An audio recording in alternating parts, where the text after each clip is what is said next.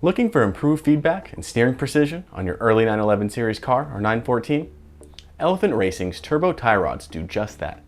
They improve the feedback and steering precision by replacing the rubber tie rod bushings with spherical bearings. The spherical bearing enhances road feel and driver control by eliminating the rubber in the standard tie rods and its inherent compliance. Originally equipped on the 911 Turbo, they can be installed on the normal 911, 912, and 914.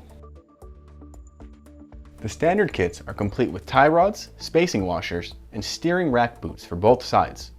We also offer the kits without the tie rod ends. Choose this option if you are using a tie rod end bump steer kit. We offer turbo tie rods in standard length for 69 through 89 911 series cars, and a special extra long version for 65 through 68 911s or 912s. The 65 through 68 cars have a narrow steering rack which causes inadequate tie rod thread engagement without our extra long turbo tie rods.